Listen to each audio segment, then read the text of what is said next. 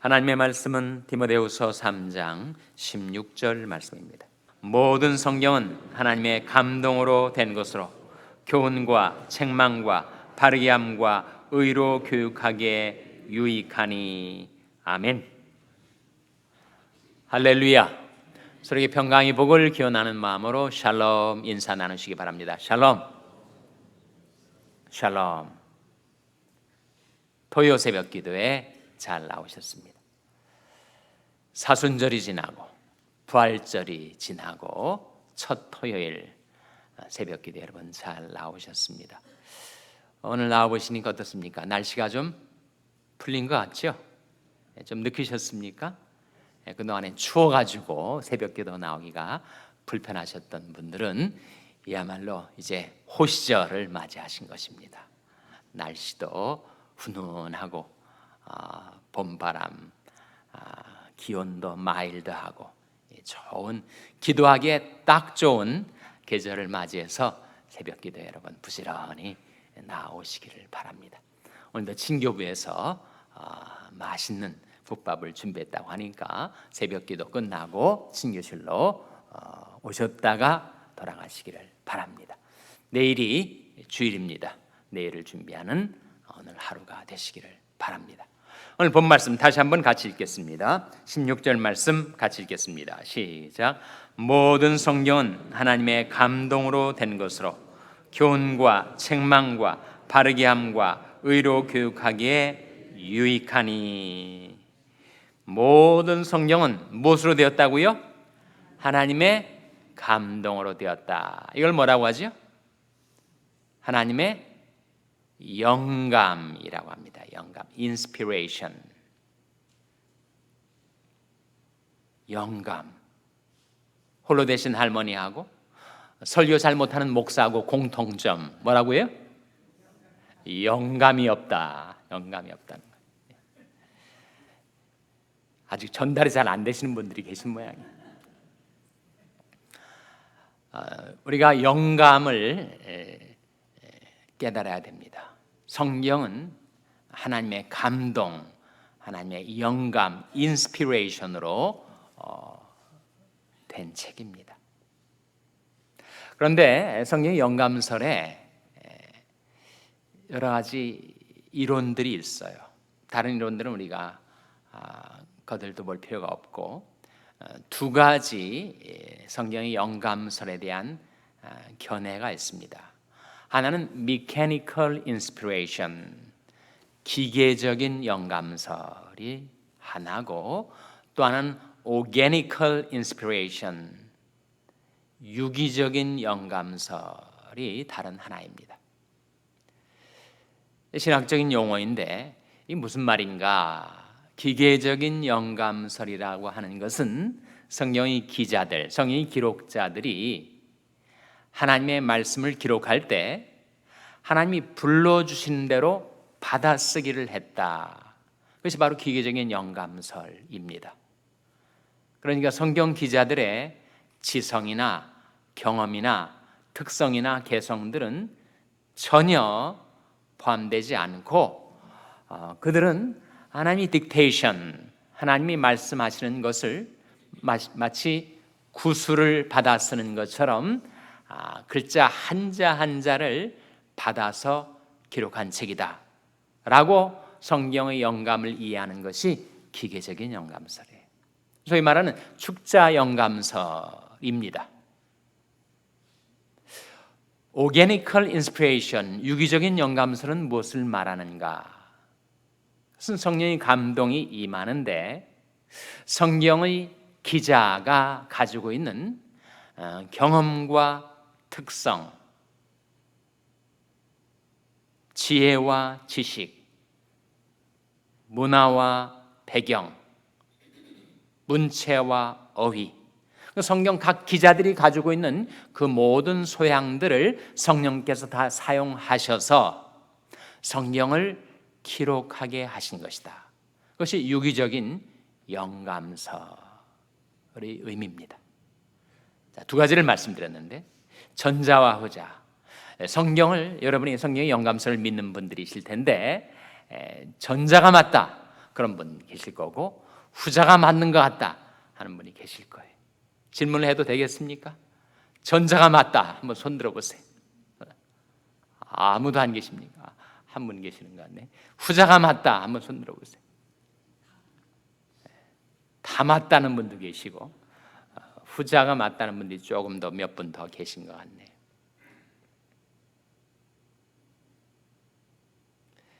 결론적으로 답을 말씀드리면 둘 다 맞다입니다. 둘 다 맞다. 성경을 보면 실제로 하나님이 받아쓰기에 하게 하신 부분이 나와요.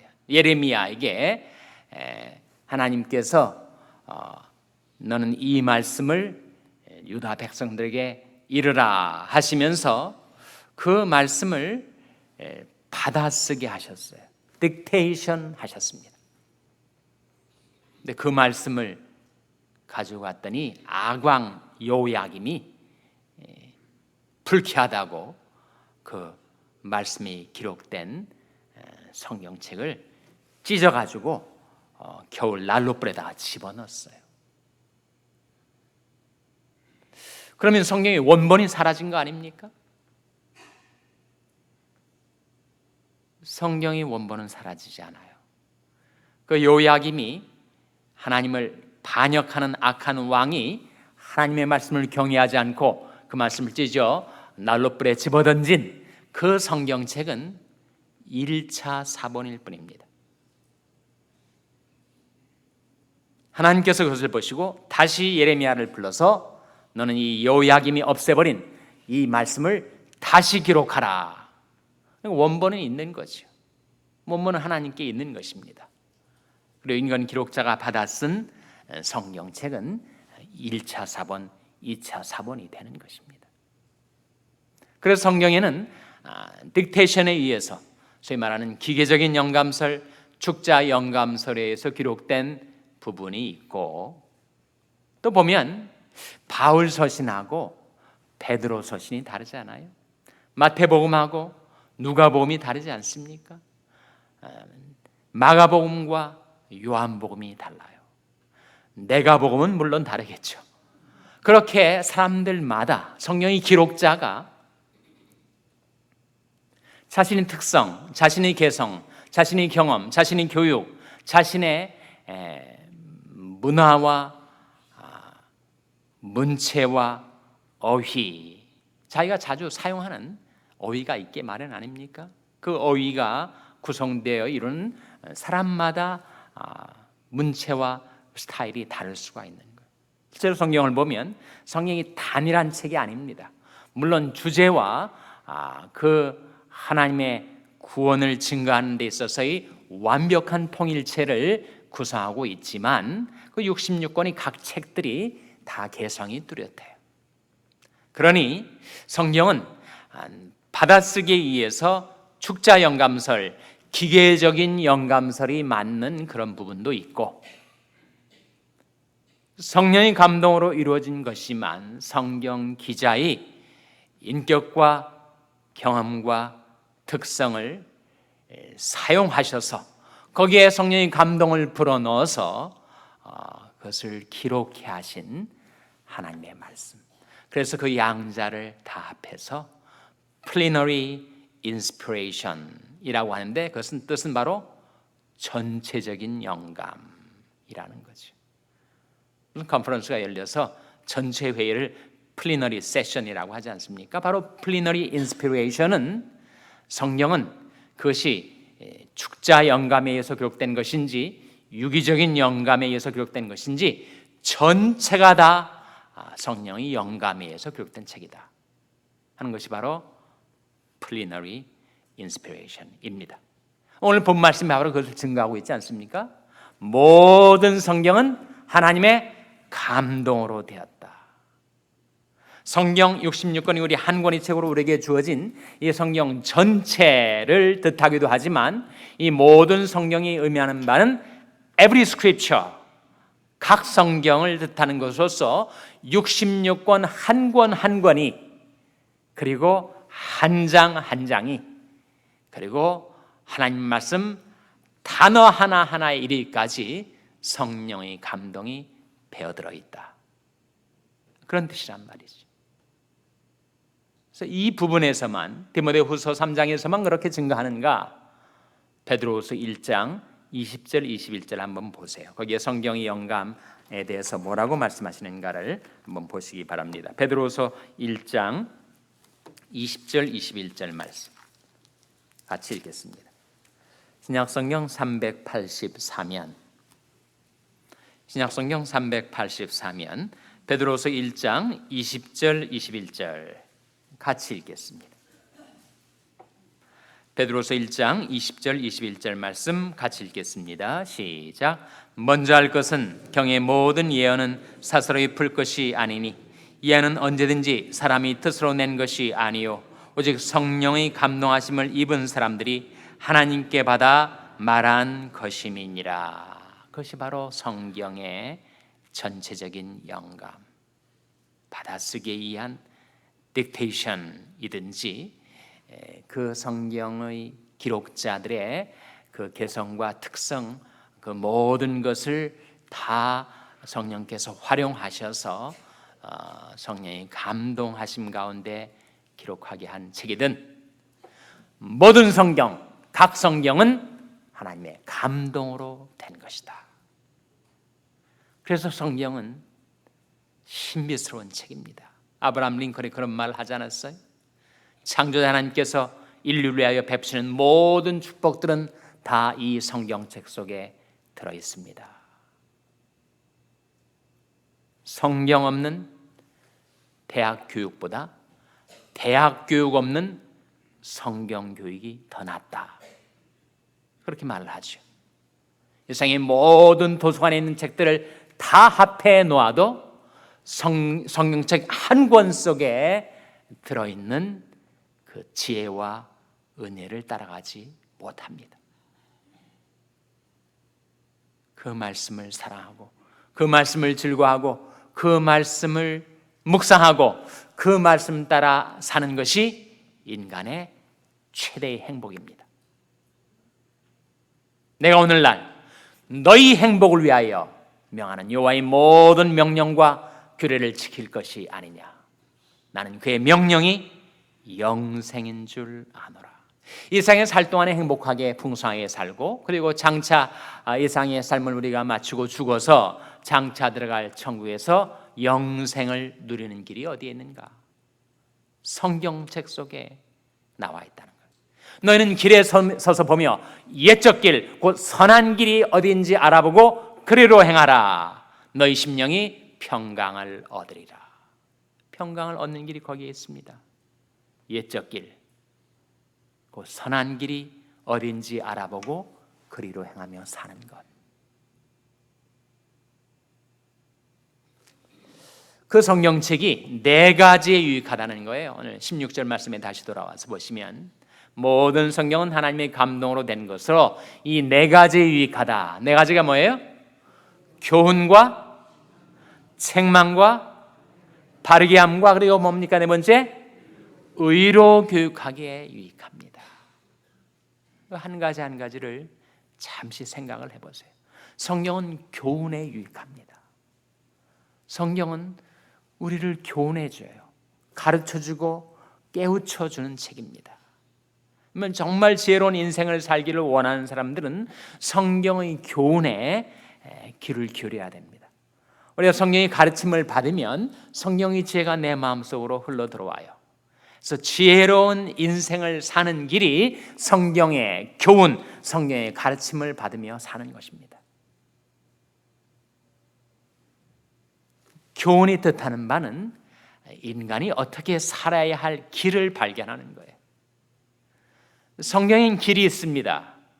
성경에 나타난 길은 그게 2가지 길인데 하나는 구원의 길, 다른 하나는 인생의 길이에요. 인간이 과연 구원을 어떻게 받는가? 구원의 길이 성경에 나와 있지 않습니까? 주 예수를 믿으라. 그리하면 너와 내 집이 구원을 얻으리라. 구원의 길이 나와 있어요. 예수 그리스도께서 바로 길이십니다. 내가 곧 길이요 진리요 생명이라 하신 말씀대로 구원의 길뿐만 아니라 우리 인생이 마땅히 걸어야 할 길, 삶의 도리가 우리 인생이 살아가야 될 길이 나와 있습니다. 성경책이 무슨 교훈책이냐? 한마디로 말하면 하나님이 백성들이 살아가야 할 길을 교훈해 주는 책입니다. 내가 너희 갈 길을 가르쳐 보이고 너를 주목하여 훈계하리로다. 첫 번째로 성경은 교훈에 유익해요. 두 번째, 무엇에 유익하다고요? 책망에 유익합니다. 책망을 들을 수 있는 사람은 희망이 있어요. 전혀 책망이 들려오지 않는 사람은 그 사람은 위험한 사람입니다. 어떻게 나갈지 모르니까 성경 말씀을 통해서 내가 이것도 잘못했구나, 이런 죄를 저질렀구나, 내가 정말 여기에 너무 부족하구나, 내가 정말 한심한 인간이구나.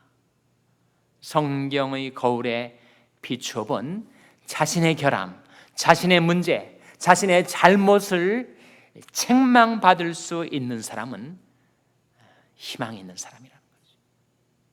나의 책망을 듣고 돌이키라. 보라, 내가 나의 신을 너에게 부어주며 나의 말을 너에게 보이리라. 우리 하나님의 책망을 듣고 돌이키기만 하면 하나님 우리에게 하나님이 신을 부어주시고 하나님의 말씀을 보여주시겠다고 약속하셨죠. 나를 훈계하신 여호와를 송축할지라. 밤마다 내 심장이 나를 교훈하도다. 하나님의 말씀으로 책망을 받을 수 있는 사람은 복 있는 사람입니다. 셋째로 무엇에 유익한가? 무엇에 유익하다고요? 바르게 함에 유익합니다. 바르게 함이 뭡니까? 그것이 바로 회개 아니에요? 회개. 책망을 받으면서도 회개하지 않고 살아갈 수 있습니다. 오히려 책망 때문에 더 하나님께 등을 돌려버리고 하나님께로부터 더 멀리 달아나 버릴 수가 있어요. 깨닫고 돌이키는 사람, 그 사람은 회복될 수 있습니다. 바르게 될 수가 있습니다. 그런 사람들이 있어요. 내가 젊은 날에 좀 세상 쾌락도 누리고 세상 낙도 즐기다가 이제 내가 돌아가실 때쯤 가까이 돼서 그때 회개하면 되는 거 아닙니까? 꼭 지금 믿어야 됩니까? 그런 사람들이 있다는 거예요. 그런 사람은 엄청난 착각 속에 지금 살고 있는 것입니다. 회개는 언제든지 마음만 먹으면 자기가 언제든지 회개할 수 있는 게 아닙니다. 회개는 우리를 바르게 해주는 하나님의 말씀을 받지 않으면 인간이 자기 의지로 마음대로 회개할 수 있는 게 아니에요. 스키 초보자가 가파른 경사를 내려오는데 내가 언제든지 맘만 먹으면 내가 스탑할 수 있어. 그렇게 되나요? 그 죄악의 내리막길에 그 관성과 타성이 붙어가지고 아무리 멈추려고 해도 멈춰지지 않고 아무리 돌이키려 해도 돌이켜지지 않는 그것이 인생의 현실입니다. 회개도 때가 있습니다. 하나님의 말씀을 받을 때 그때 그 말씀이 나를 바르게 해주는 거예요. 그 말씀이 나를 회복시켜 주는 것입니다. 오라 우리가 여호와께로 돌아가자. 여호와께서 우리를 찢으셨으나 도로 낫게 하실 것이요 우리를 치셨으나 싸매어 주실 것임이라. 여호와께서 이틀 후에 우리를 살리시며 제3일에 우리를 일으키시리니 우리가 그 앞에서 살리라. 성경은 우리를 바르게 세워 주시는데 유익합니다. 네 번째, 무엇에 유익하다고요? 의로 교육하기에 유익하다.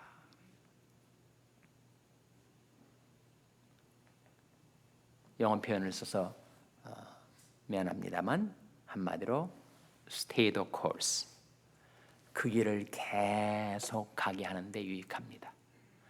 의 가운데서 훈련시키는 데 유익합니다. 우편으로나 좌편으로나 주지 않고 그 의기를 똑바로 계속해서 정진하고 매진하게 우리를 훈련시키는 데 있어서 성경은 유익합니다. 하나님 말씀은 우리에게 한순간 일시적으로 감동을 주거나 깨달음을 주는데 그치지 않고 지속적으로 우리 신앙 인격을 연단시키는데, 단련시키는데 유익합니다. 나이 가는 길을 오직 그가 아시나니 그가 나를 단련하신 후에는 내가 정금같이 나오리라. 내가 일정한 음식보다 주의 입의 말씀을 더욱 귀히 여겼구나. 주의 법을 사랑하는 자에게는 큰 평안이 있으니 저에게 장애물이 없으리이다. 그래서 성경이 네 가지에 유익한데, 길에다 비유를 해보시면 내가 어느 길로 가야 할까, 그 길을 일러주는 것이 교훈입니다. 근데 길을 가다가 내가 길을 잘못 들었어요. 길에서 엉뚱한 데로 빠져가지고 헤매일 때, 너 여기서 잘못 빠져나간 거다, 그것을 지적해 주는 것이 책망입니다. 잘못된 길에서 정도로 돌이키고 싶은데 내 마음대로 잘 못할 때 그 말씀이 나를 바르게 고쳐주는 힘을 불어넣어 주는데, 그게 바르게 함이에요. 그리고 이제 제대로 들어선 그 길에서 이제는 더 이상 낙오하지 않고 빠지지 않고 그 길로 계속 살아갈 수 있도록 해주는 것이 의로 교육하는 것입니다. 그렇게 우리가 살아간다면 우리 삶 속에 어떤 변화가 생길 것인가? 평강이 강과 같을 것입니다. 의가 바다 물결 같을 것입니다. 여러분의 자녀들, 여러분의 자손들이 바다 모래같이, 모래 알갱이같이 번성하게 될 것입니다. 이게 성경의 약속이에요. 마지막으로 이사야 48장 17절을 보시기 바랍니다. 이사야 48장 17절. 이사야 48장 17절 말씀은 구약성경 1027면에 나와 있습니다. 구약성경 1027면. 이사야 48장 17절 말씀을 먼저 같이 읽겠습니다. 구약성경 1027면. 이사야 48장 17절 같이 읽습니다. 시작. 너희 구속자이시여 이스라엘의 거룩한 자이신 여호와께서 가라사대 나는 내게 유익하도록 가르치고 너를 마땅히 행할 길로 인도하는 너희 하나님 여호와라. 이 말씀 속에 나는 내게 무엇하도록 가르치신다 하셨습니까? 유익하도록. 나는 내게 유익하도록 가르치고 너를 마땅히 행할 무엇으로 인도하는, 무엇으로? 길로 인도하는, 너를 마땅히 할 길로 인도하는 너희 하나님 여호와라. 18절 19절 말씀에 하나님의 탄식이 나오는데 그 탄식 속에 우리에게 들려오는 메시지가 있죠. 18절 19절 같이 읽겠습니다. 시작. 슬프다 내가 나의 명령을 듣지 아니하였도다. 만일 들었다면 내 평강이 강과 같았겠고 내 의가 바다 물결 같았을 것이며 내 자손이 모래 같았겠고 내 몸의 소생이 모래 알갱이 같아서 그 이름이 내 앞에서 끊어지지 아니하였겠고 없어지지 아니하였으리라 하셨느니라.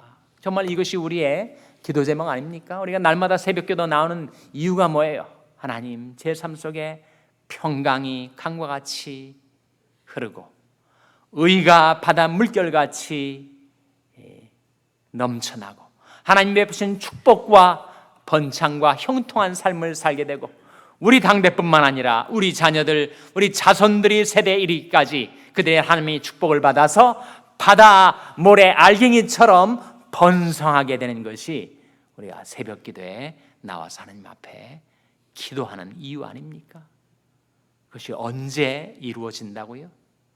우리 하나님의 말씀을 사랑하고 그 말씀을 즐거워하고 그 말씀에 창념하고 그 말씀을 날마다 묵상하고 그리고 깨달은 말씀대로 그 말씀의 길로 행하며 살아갈 때 이 말씀이 우리에게 들려주는 약속대로 여러분의 삶 속에 평강이 강같이 의가 바다 물결같이 여러분의 자녀와 자손들이 바다 모래 알갱이처럼 하나님의 축복으로 번성하게 되시기를 주님의 이름으로 축원합니다. 기도하시겠습니다. 오늘 말씀 기억하며 하나님, 저희들이 성경에 유익을 얻어 살게 주시옵소서. 교훈과 책망과 바르게 함과 유로 의로 교육함을 얻게 해주시옵소서. 기도하시기 바랍니다. 우리 자녀들 위해서 기도할 하나님, 저희 자녀들이 하나님의 말씀을 사랑하는 자녀들, 그 말씀 따라 살아가는 자녀들 되게 해달라고 기도하시기 바랍니다. 병상에 내간 지체들 위해서 기도하실 하나님, 하나님께서 병든 몸을 고쳐주시고 건강을 회복시켜 주시옵소서. 위하여 기도해 주시기 바랍니다. 우리 샬롬교회를 위해서 기도할 하나님, 저희 샬롬교회가 하나님의 말씀을 사랑하고 그 말씀이 길로 행하는 교회 되어서 평강이 강처럼, 의가 바다 물결처럼, 저희 자손들이 바다 모랭이 알기처럼 그렇게 번성하는 축복을 이 교회에 베풀어 주시옵소서. 위하여 기도해 주시기 바랍니다. 여러분의 생업을 위해서 기도하시고, 코인하니아 선교회 박정희 목사님을 위해서 기도해 주시기 바랍니다. 교육관 건립을 위해서 기도해 주시기 바랍니다. 북핵의 위기 가운데 있는 우리 고국을 위해서, 이제 얼마 남지 않은 대선, 하나님이 뜻하신 일꾼을 나라의 지도자로 세워달라고 간구하시기 바랍니다. 하나님, 이 아침에 하나님 앞에 나온 저들을 성령으로 충만케 하여 주시옵소서. 이런 제목들로 우리 합심해서 기도하겠습니다.